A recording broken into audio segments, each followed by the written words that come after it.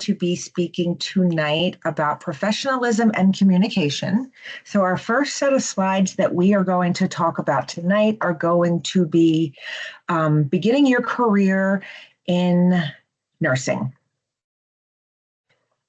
So if we just take a minute to think about the different types of opportunities that we have in nursing, I feel like since COVID, LPNs have a lot more opportunities to work with more acute care patients in different types of settings.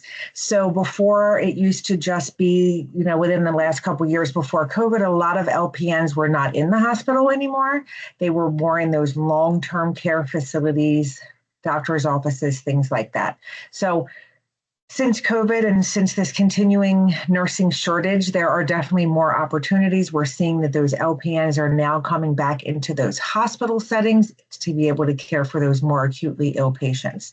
So overall, as an LPN, you have the opportunity to choose that job that really meets what interests you, okay? So what population of patients do you want to work with? What setting do you want to work in?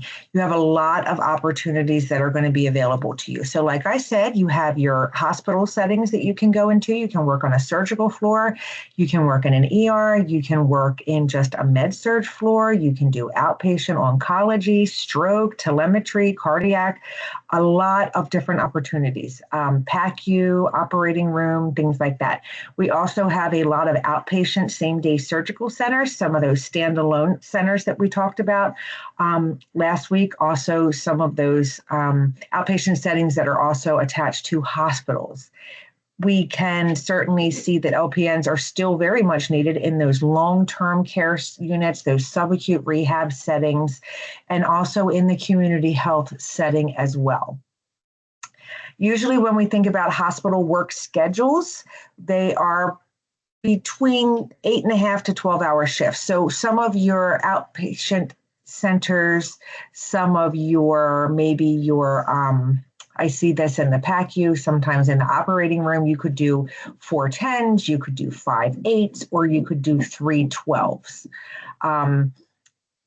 Between 24 and 36 hours a week is a position that is going to get you benefited, able to receive benefits. Usually institutions do have certain holiday rotations and weekend shifts. So usually when you're hired, you will have to work a certain weekend. So maybe, where I work in the hospital setting as nurses, we work every third weekend, which is a Saturday and Sunday, or if it's a night shift, it could be a Friday, Saturday, or a Saturday, Sunday. And then we are assigned certain holiday packages as well. So we might work New Year's Day, and then we might work Easter, and we might have to work a summer holiday. Of course, you're going to be able to have time off. If you're in that benefited position, you'll get paid time to have vacations, and you'll get sick leave, personal days, and other things like that. And of course, if you're only working 3 shifts a week, you have a lot of flexibility where you can set your days up so that you can do things and have multiple days off together, and then you don't have to use so much of your time. All right, so we did say that there are definitely opportunities that we can see for LPNs to work in the community. They can work in that public health center, in different areas of the state that you work in. These settings do require a different level of experience according to what those positions are, and they are definitely very different than that nursing setting. So what we do for these public health nursings and opportunities and these community health nursing opportunities, these nurses are going to be required to provide care to patients under the administration of these health care programs that have been established by the state and the government. Okay, so it's local agencies, state agencies, and then those federal government agencies. You could work outside in a regular outpatient center. Some of these public nurse employment job opportunities require that you travel to a patient's home to give care there. I know we talked a little bit about this a couple weeks ago, and you do have to have a certain skill set and a lot of experience to be able to work in that healthcare setting, because a lot of times you're working independently and you need to have a lot of autonomy. So we don't see a lot of LPNs in that setting right now, only because LPNs do have to work under an RN. So those situations are a little bit hard to come by right now.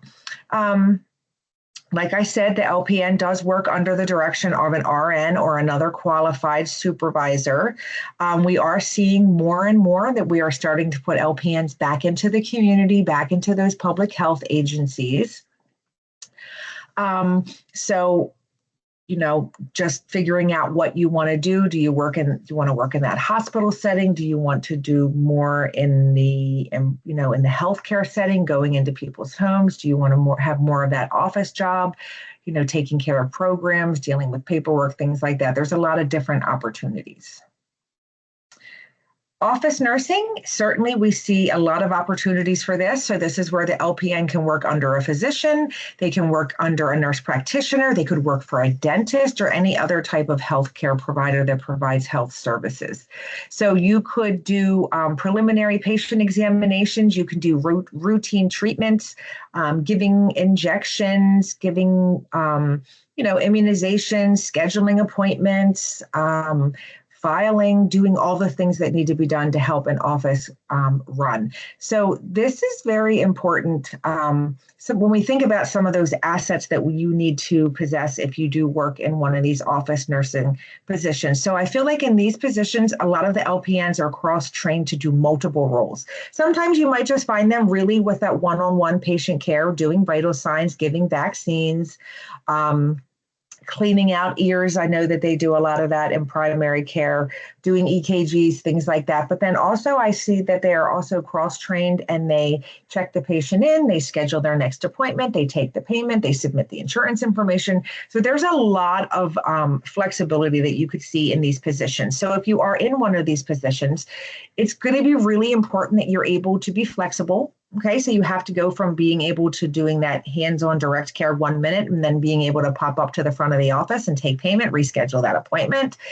You have to be able to adapt to any type of setting, depending on what type of a patient's coming in, what you're going to be doing that day.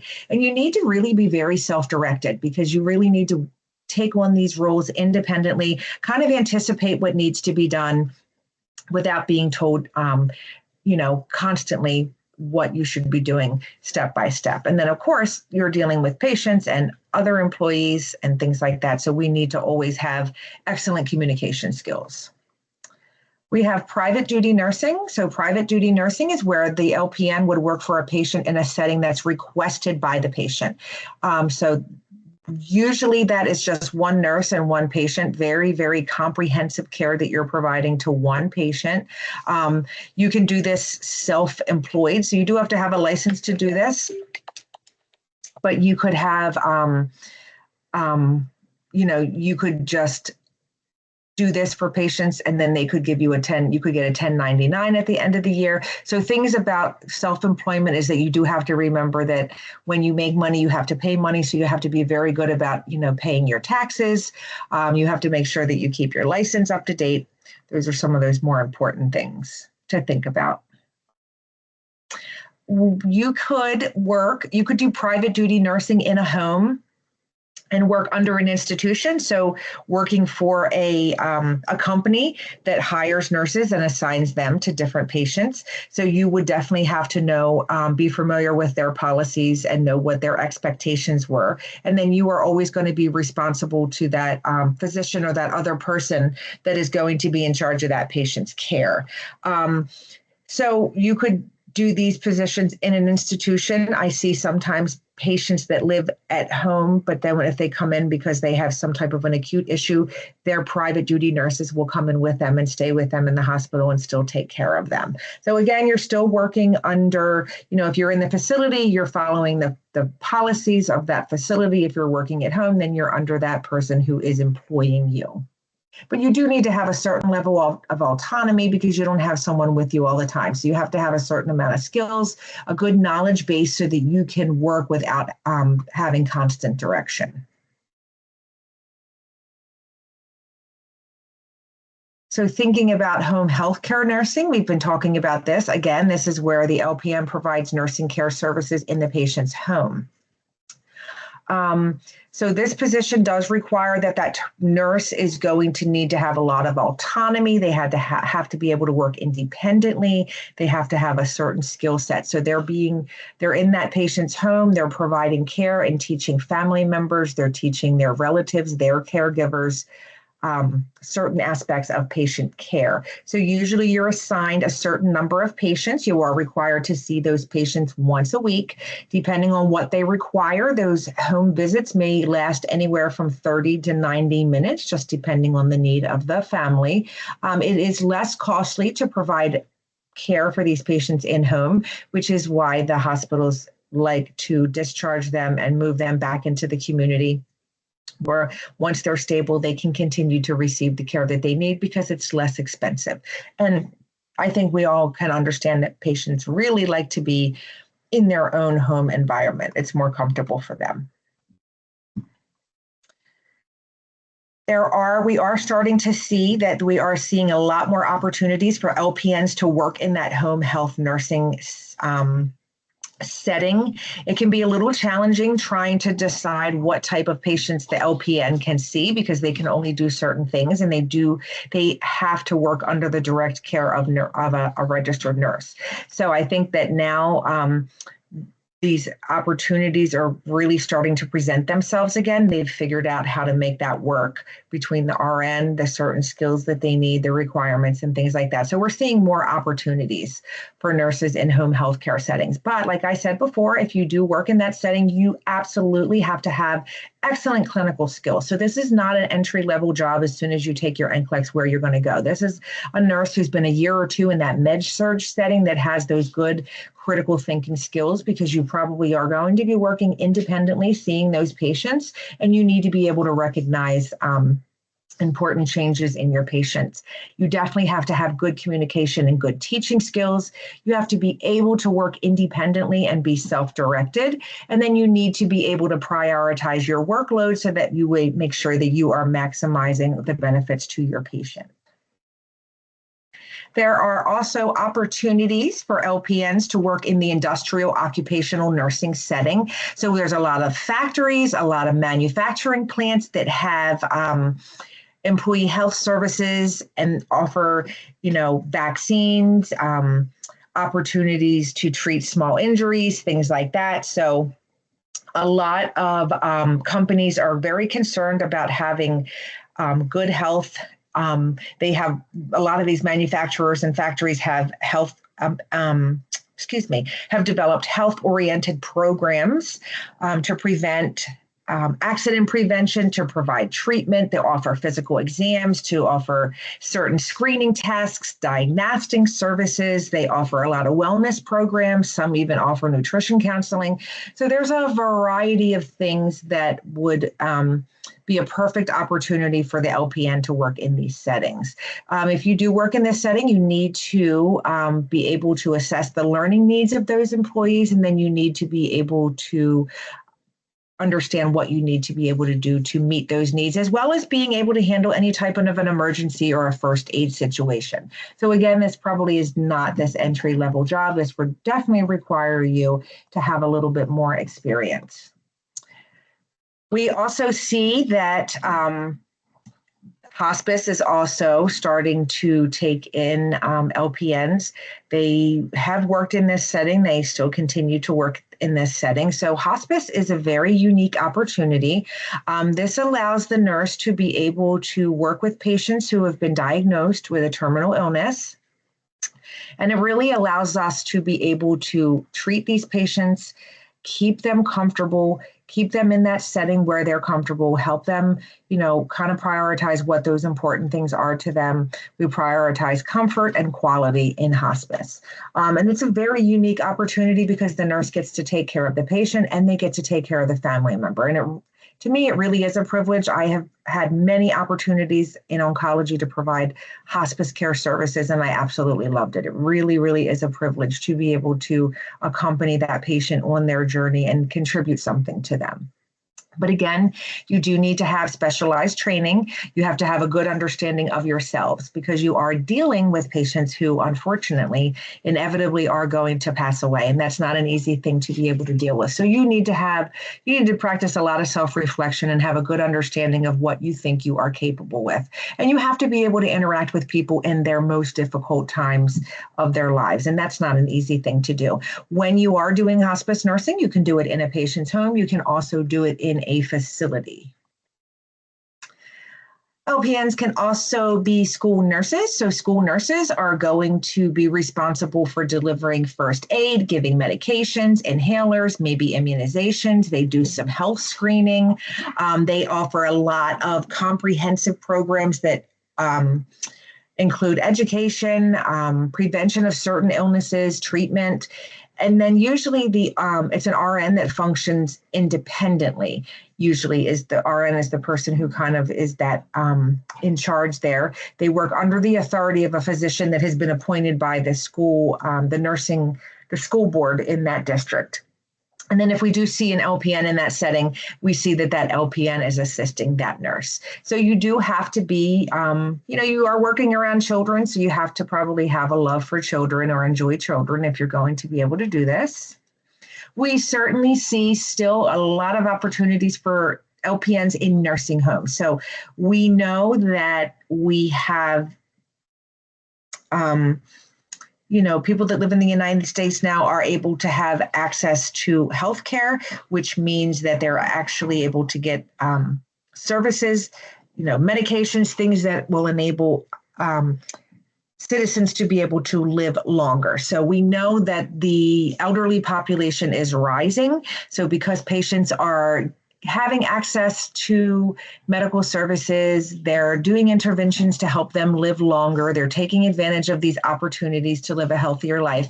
So because they're living longer, now we need more nurses to be able to take care of these patients as they get older. So we do see that LPNs are still needed in these nursing homes. They provide a variety of different services.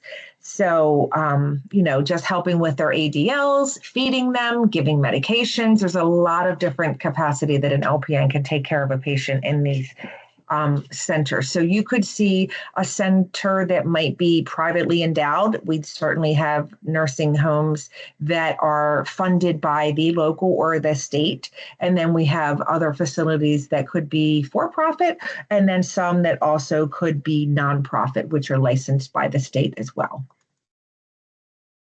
We could work at the VA, which is the Veterans Administration. They have hospitals, they have outpatient centers, they have a large variety of different opportunities for LPNs. So the Veterans Administration, their hospital system is actually the nation's largest, and some of the hospitals that they have are considered to be some of the biggest hospitals. So they are federally operated, okay? They provide care for veterans of the U.S. Armed Forces. And there are a lot of our Veterans Administration hospitals that are affiliated with other School of Medicines and nursing as well. So there's a lot of variety for opportunity. There's travel potential, a lot of benefits. So we see that some of our LPNs work in shelters for the homeless. They work in some of those boarding homes. There's group homes. They work with patients who are mentally challenged. They do outpatient services, outpatient psychiatric clinics, inpatient psychiatric clinics, neighborhood clinics, daycare for children. There's just a variety of different things that they offer for careers with the Veterans Administration. So thinking about getting a job, graduating, taking your boards, what do our employers expect from us? It's always good to know what our employers expect from us when we take a position, because we want to be able to fill that role. We want to be able to do well. We want to take a position that we can grow in, that we can learn in, that we can have some longevity in. So regardless of where you choose to work, whoever you work for is going to have a general expectation from their employees. So understanding what those expectations are is definitely going to help you and help you get settled into that new role. So most employers do expect you to have a theoretical basis for what you do and understand about the care that you give. What is the care that we give? What is it based upon? How do we give it? What's expected from it? And what are going to be the effects of that care that we give. Okay, so understanding if we give a blood pressure medicine, why are we giving that medication? What is the effect of that medication? And is there going to be any additional action that we need to be taken? That's just one example, but that's what we mean by a theoretical basis. Your employer is also going to expect you to complete your assignments within a reasonable period of time. Okay, so I talk all the time about how sometimes our acuity levels are high and our patient assignments might not be fair, and we do run behind, right? We don't always give medications on time like we should. Not every single day is like that, right? If you're expected to give meds between 9 and 10 or 9 and 11, you shouldn't be giving those meds between 9 and 3, right? Like that might happen every now and then. You might have an off day. It might take you a little longer at first while you're training, but eventually you should be able to meet the requirements of your employer. Employers expect a nurse who does not know how to perform a certain skill or who needs help to be able to ask for assistance. So in the hospital setting, you have things that will help you to be able to answer questions when you're not exactly sure. So we always have policies and procedures, and we always have a place that's designated within that hospital on the internet, on our employee website, where we can go and look at all of our policies. So if we're getting a patient that has a chest tube, we've never done a chest tube before, we can go get that policy and we can look at exactly how to do it and what should be done. But we also have to be able to ask for help. So if I'm a new nurse and I get a patient that has a chest tube and they're coming in and I've never had one, I'm going to take that initial effort to be able to pull that policy manual, take a look over it, see what I understand, see what I don't understand, and look for some clarification. Then I'm going to go up to the charge nurse and I'm going to say, hey, Michelle, I am getting a patient from the PACU who has a chest tube. I have never seen a chest tube. I've never taken care of a patient that has one. I went ahead and pulled the policy manual. It looks like I have to do X, Y, and Z, but I would really love if you could just come with me when this patient gets here and just make sure that I'm doing this properly. That is always acceptable. And that's what we want you to do, because we always want you to make sure that you are keeping your patients safe. Employers expect you to contribute to that organization. So they want you to participate in conferences. They want you to serve on committees. They want you to maintain those skills of your profession in your position. So you're going to have to maintain your CPR. If you're in the hospital, you're going to have to become ACLS certified. You're going to have to take certain competencies every year. We're going to have to serve on committees. These are just different requirements that you're going to have to do. And nursing is science-based and everything is evidence-based. And the thing about evidence-based is that things do change. So we need to stay up to date with all of these things so that we're providing the safest, most up-to-date evidence-based care to all of our patients. They also expect you to be honest. Okay, so if you're not sure of something or you make a mistake, you need to be honest. They expect you to be prompt. So if your shift starts at 7, you should be there at 6:50. You have to understand that somebody before you has worked 12 hours. They don't want to work an additional hour because you couldn't get up out of bed on time. You have got to be on time and you have to have a commitment to that job, which means that you don't call out. Okay, but you have a good work ethic. And if you are sick, that you call out several hours beforehand, not 20 minutes before the shift is going to start. So thinking about some of those transitional challenges. So there's definitely a transition period between nursing school and then actually getting that nurse position. So if we think for a minute about what that student nurse role is. So everything is very, very controlled, okay? Even in clinical, it's a very controlled learning condition. You have somebody that is there making sure that you have assignments that are going to meet your level of knowledge. And things are very, very controlled, okay? So assignments are selected to contribute to, gaining maximum educational development. The clinical instructor is going to be legally responsible for the student, and the clinical instructor is going to be there to help you resolve problems and answer any questions that you have, okay? So when we move into that graduate nurse position, then you're going to be, probably feeling a little alone, okay? Maybe a little abandoned because you don't have that clinical instructor there anymore. All of these responsibilities are now falling on you. You're the one who's in charge of taking care of these patients. So you're going to receive assignments based on patients and employer needs. And some of those assignments might be might include that you have to take care of a patient that has a chest tube and you never even saw a chest tube while you were in clinical, while you were in school. So that's going to require you again to be honest and know that you have to advocate for yourself and for your patient, and you have to make sure that you're getting someone to help you. You are going to be responsible and accountable for your own actions. There is not going to be a clinical instructor there. You are going to be expected to carry out assignments within an allotted amount of time. So if you're supposed to give meds an hour before and an hour after, you need to stay within that time range.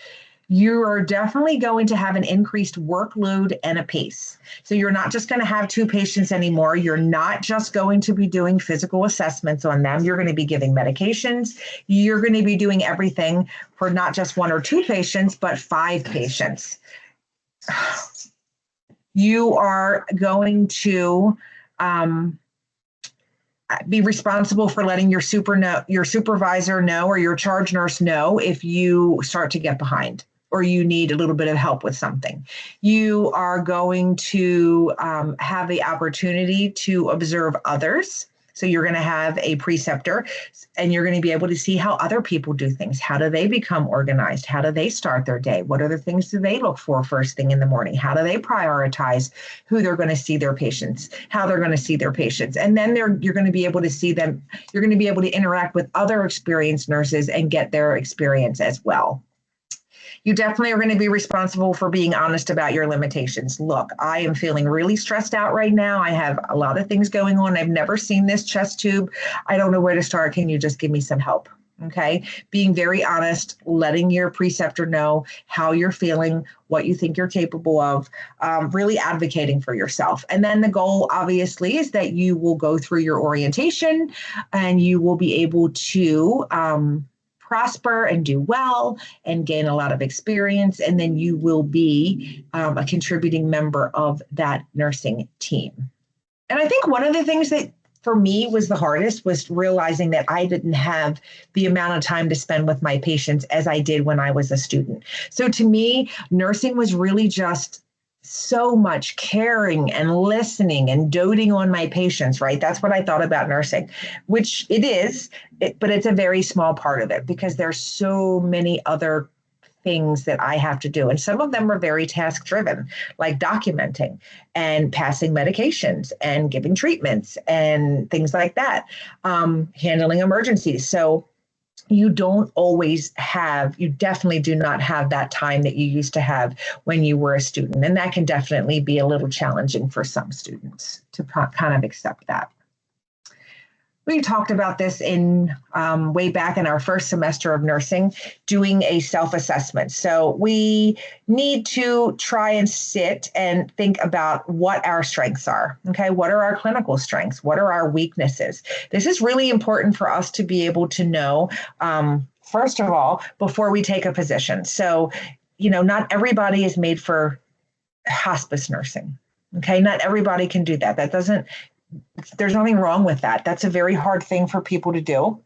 So being able to know that that's your weakness and that would upset you every single day to see that helps you realize that that's probably not a job that I would be successful in and that I wouldn't want to take. Okay. You also want to know what your strengths and weaknesses are because we want to figure out where we also need improvements. Okay. So as a nurse, 10 years later, I still have days where I get my butt handed to me and I go home on my 45-minute drive home and I'm like, holy heck, what happened to me today? How did I have a day like this? I have been a nurse for 10 years.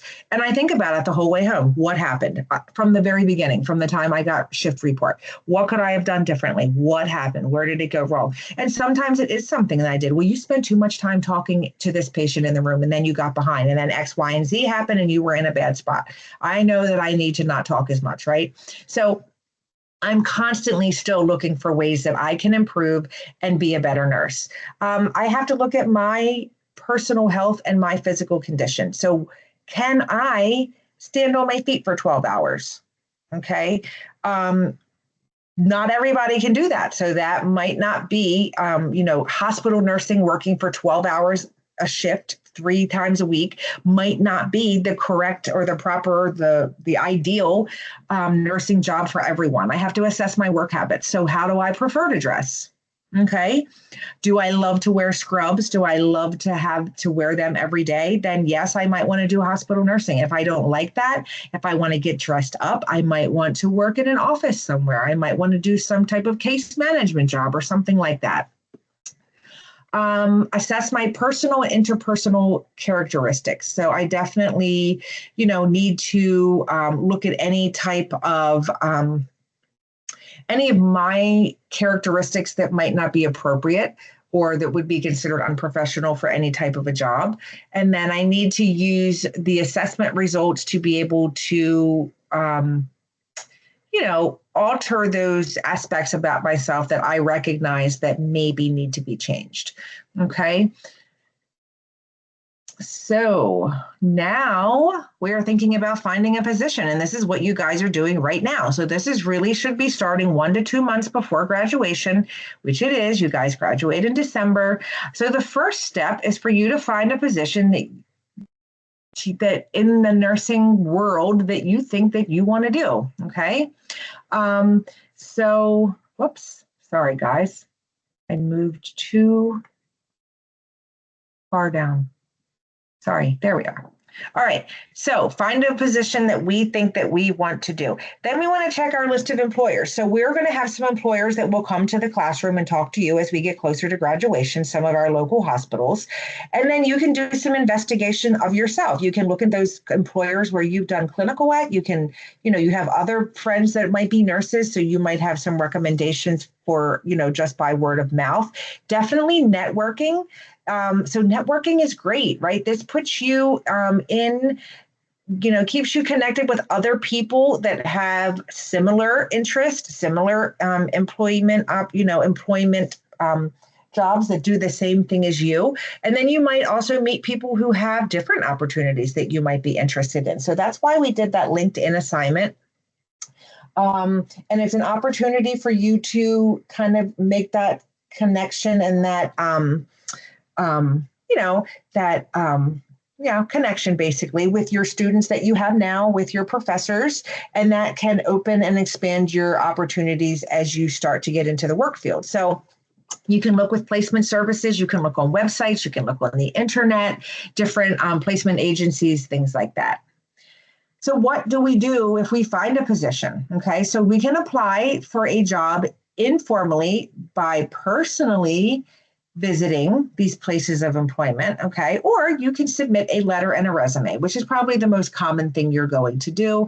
You're going to just find a job online and you are going to apply for that position. So when you are doing a letter of application, you should, when you think of your application to your patient, they're not to your patient.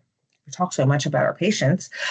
When you submit that letter of application to this prospective employer, they're not going to be able to see you. They're not going to see how well dressed you are, how well spoken you are, how bubbly and happily you are with that great smile. So this application has to be that first impression. So it needs to really be able to grab a hold of them and say, hey, I'm interested in this person. I want to meet this person. So your application should be very simple and direct. We don't want too much stuff in there. And there should be an objective in there. Okay. You want to be able to introduce yourself. You want to talk to them about your interest of employment. So for example, I'm trying to think what I had in mind when I first started, something along the lines of newly graduated LPN is searching for a challenging, rewarding position in oncology that will allow me to grow and learn, provide the most, the best patient care while being able to grow as a nurse and,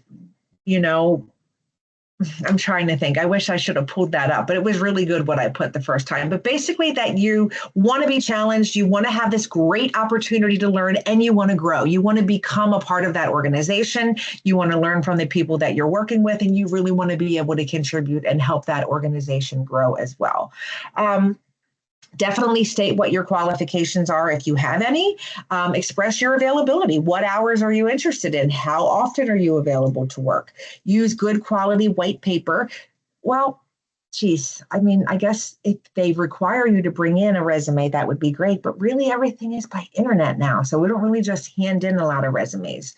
Says that it should be 1 page long. That's kind of like this is just your kind of like your initial type of kind of like that cover letter that you're including. So it would only be 1 page long, and then make sure, of course, that it doesn't have any errors. So then thinking about that resume. So your resume, the definition of a resume is that it's just basically a summary. Okay.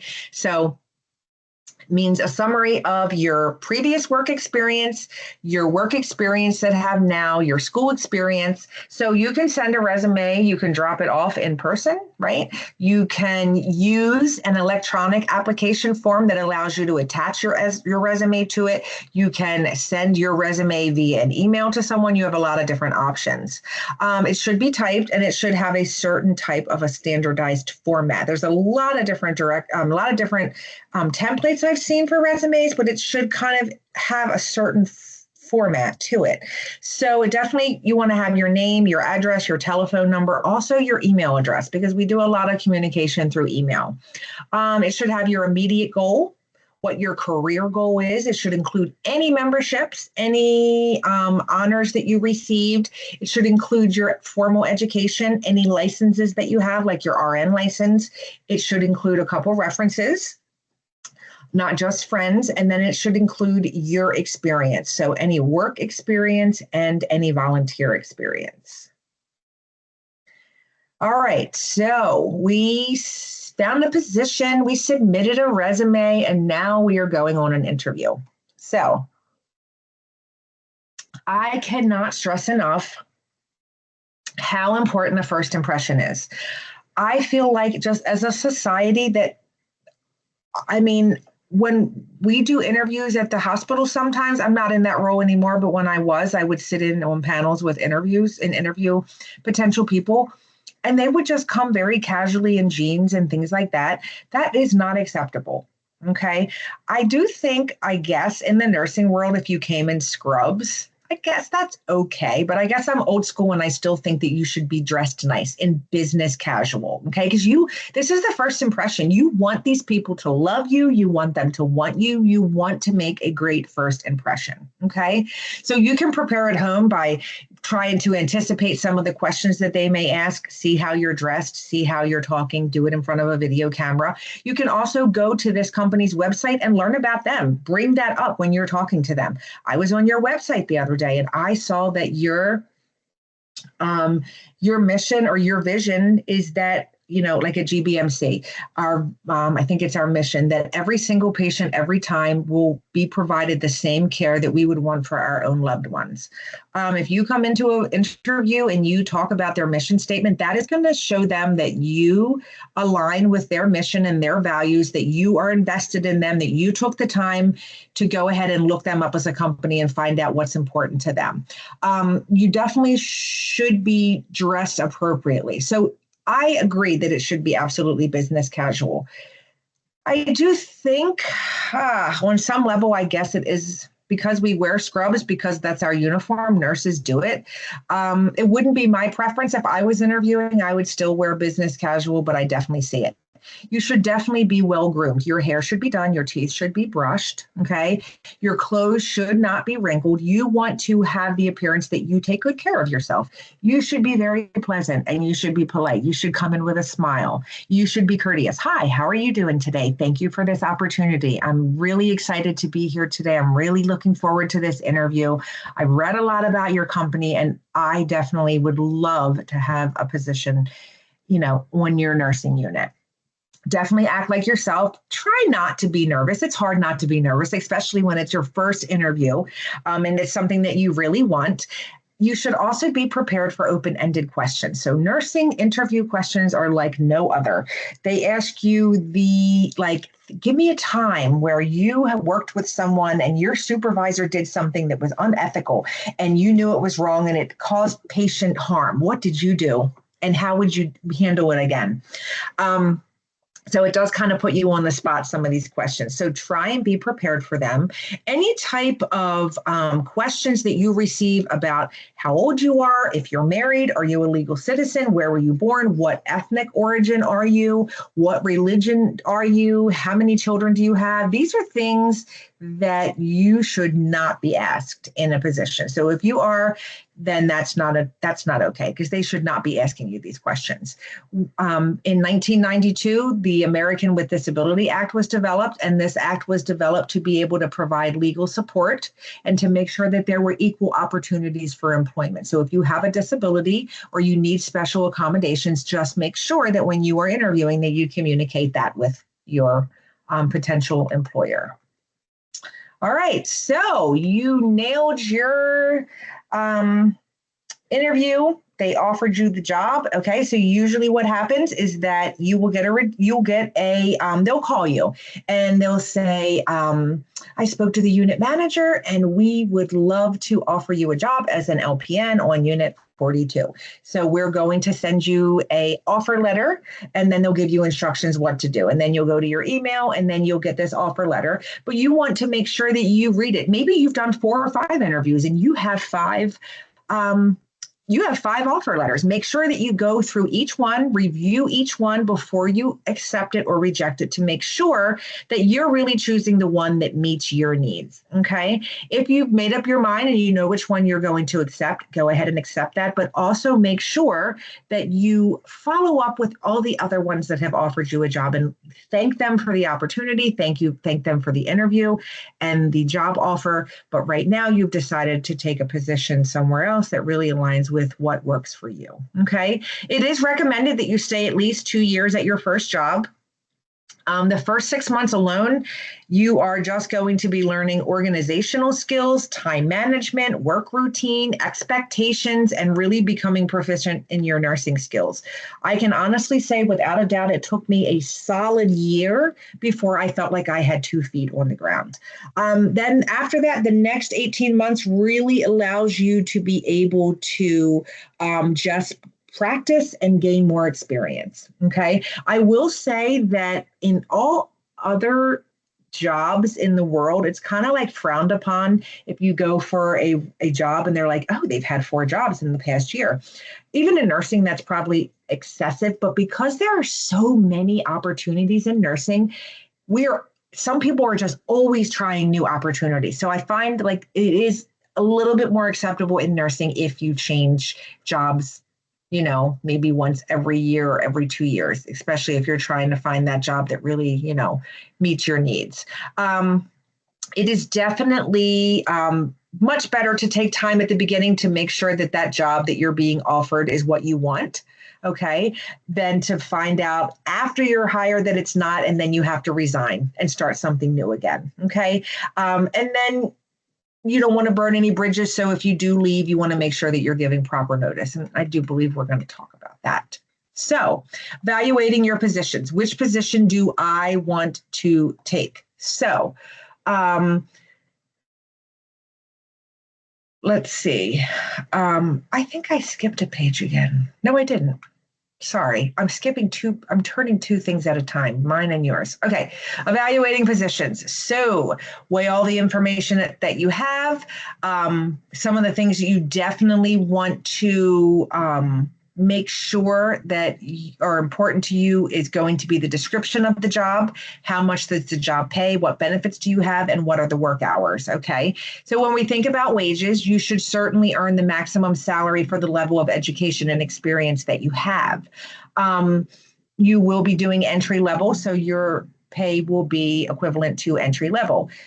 Usually salaries around, some hospitals pay a little bit more than others, but they're pretty much all the same within $1 or so. Frequently, what you will see is that a lot of companies will include benefits as part of the wages. So maybe, let's give you a good example. So you interviewed for Johns Hopkins. Johns Hopkins is going to pay you $22 an hour to start. And that's severely under. It's probably 26 for an LPN, $26 an hour for an LPN, but they are going to give you $10,000 a year in money for you to be able to go back to school, so tuition reimbursement, and they're going to pay for your parking and your benefits. You don't have to pay for your health care insurance for you or your family, okay? Then you go to GBMC. GBMC offers you a job. And again, this is just all made up. GBMC is going to pay you $32 an hour. Okay. But you have to pay $250 a month to park. You have to pay everything for your insurance. They don't pay anything, and they don't give you any tuition reimbursement. So even though, and that's not true about GBMC, I'm just using this as an example. You can see that even though Hopkins may be paying a little bit less, look at all the other money that technically you will have more money in your pocket because they're paying all these other things. So those are just some things to think about. You certainly can pull, salary ranges in your area to see what other employers are paying. And then you can, inquire when you have your interview. Do you give automatic raises? How often do you give raises? Do you give promotions? Do you give merit raises? Do you give cost of living raises? All of those things are extremely important, and you definitely want to know them. Thinking about the hours and shifts that you have to work. So usually the employer sets the condition because they want to have a certain continuity of services that they provide. So like we said a couple slides back, it's usually 3, 8.5-hour days if you're working part-time, or 2 12-hour shifts per day. If you're part-time, it could be 2 12-hour shifts per day, or 3 8.5-hour shifts. It could be 3 12s, 5 8.5 hours, a lot of different things. Some hospitals require you to rotate. So 1 week your nights, 1 week your days, and the next year that mid shift, 3 to 11. Know any state regulations and law regarding mandatory overtime for the LPN. Okay. Employees say that they have to mandate overtime because insufficient nurses are available to work that shift. So sometimes caregivers are mandated to work overtime. We do have 15 states that have restrictions for nurses and how many hours they can work. And then we have 13 states that have enacted laws that regard mandatory overtime. So it's always good to know what your state requires and allows. Let's see. All right, employee reputation. Good and bad reputations are earned for a reason. I will say that you should not, if one person says, oh, I worked there and they were absolutely horrible, I quit within a week. Everybody's experience is different. If you speak to 27 people who work there and quit within the first week, well, then it might be an issue, okay? It is okay to ask the opinion of others who have worked there or who have received care there to try and get some type of an idea. And then you can certainly ask your employer to provide references for people that work for them. Look for opportunities for advancement. You should always want to grow, okay? You want to work for someone who offers and encourages employee advancement. And then you want to know what their benefits are, because this could certainly be a reason why you didn't take a position with one hospital, but you did another. Okay. What is my vacation? Do you offer life insurance? Do you offer health insurance, dental insurance, prescription plans? How much of that do you pay? Do I pay it all? Do you pay some? Do you offer tuition reimbursement? Do I have a pension plan? Do you contribute to that pension plan? Is there a credit union? Do you pay for continual learning opportunities, things like that? What are the holidays? All right. So on the job. So definitely you're going to feel apprehensive when you start a new job. It's scary, right? And being a nurse is not like working at Chick-fil-A. If we make a mistake, it can cost someone their life. So there is a lot of expectations in nursing. It is scary. We have big shoes to fill. I do absolutely want you to expect that you will have the highest of highs and the lowest of lows. It is normal, okay? Some days you are going to leave work and think, what in God's name did I do? There is no way that I could ever do this job. And then other days you're going to be like, I totally killed it today. I love this. I definitely can do this. I'm going to be the best nurse. Okay. And then eventually those low days are going to be replaced by all of those high days. And then you are going to gain self-confidence and you are going to be able to be the best nurse that you always thought that you could be. You always want to make sure that you maintain very high standards. Again, this is nursing. We are taking care of human beings. We have to make sure that we have the highest of standards. We have to always accept the responsibilities that we are given. And we have to be true to those responsibilities, and we don't want to cut any corners at all. We want to be punctual. We want to be on time. We want to have great work ethic. We want to notify our employer if we're not able to work. So in the nursing world, things are a little different. We can't just pull a nurse out of midair at 6:25 in the morning. So most employers say that you should call in by 5 o'clock in the morning. But really at 12 o'clock, if you know you're sick, go ahead and call in, okay? Ask questions when you're uncertain. This is the only job where I know where it is acceptable 20 years later to still continue to ask questions because we don't know everything. It's evidence-based practice. It's science. Things are always changing. Share when someone comes to you for help. So be that nurse that you would want someone to be for you. Okay? Be the nurse that you would want to work alongside of. If you always remember where you came from, how scared you were when you became a nurse. Remember the people that you encountered early on that didn't make you feel comfortable, okay? And never be anything like them. Always be what you would have wanted someone to be for you or what you want someone to be for you. So share the knowledge you have. Take them new nurses under your wing. Comfort them, reassure them, be there for them, check up on them, have lunch with them, walk to your car with them. How are you doing? How's your shift going? You got this. I saw the way that you talked to that patient the other day. You are such a good educator. I know you had a bad shift. It's not like this every day. You're going to be awesome. The friendships that I've made in nursing, the people that I've worked with that have changed the way that I view nursing, the reason that I stay at bedside, it's been I just can't even really say. It's just been amazing. So it's important that you give that to other people. Make sure you're following your regulations. Make sure you're following your policies. Don't snip, gossip, or complain. It's just toxic. Okay. It's just toxic. It causes other people to become negative, and then before you know it, everybody's negative, everybody's complaining, and nobody's happy. Definitely leave your personal problems at home. Okay, so one thing I learned is that, first of all, we all have problems. Leaving them at home when you go to work is very easy to say, not easy to do, especially if you're dealing with big things at home, and some of us are. But I can guarantee you that when you walk through that door, almost every patient that you encounter is probably dealing with something worse than you. Maybe not always, but for the most of the time they are. So I think that nursing is absolutely good for making us realize that we don't have it as bad as we think we do. Always demonstrate professional behaviors and attitudes. Always remember that your first obligation is to your patient, and you should always advocate for them. Understand that as you grow and you learn, your confidence will increase, and you will get through the rough parts. And then please make sure you're not misusing or misappropriate any type of equipment or supplies. All right. So you've been a nurse for 5 years. You decide now you don't want to be med surg anymore. You want to go to ICU. You want to learn more. You want to do more. You want more critical thinking skills. So you're going to leave and you're going to go to another facility. So I will say that normally the rule of thumb is that you give 2 weeks in writing to your supervisor.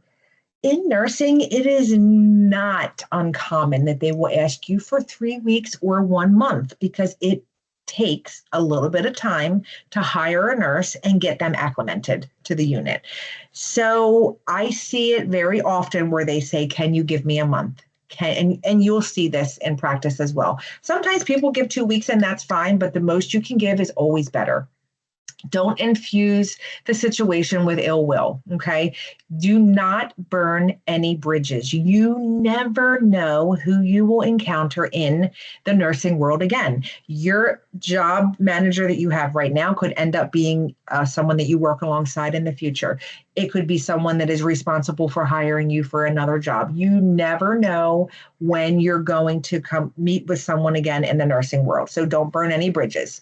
When you do write that letter of resignation, it should be very simple, very direct.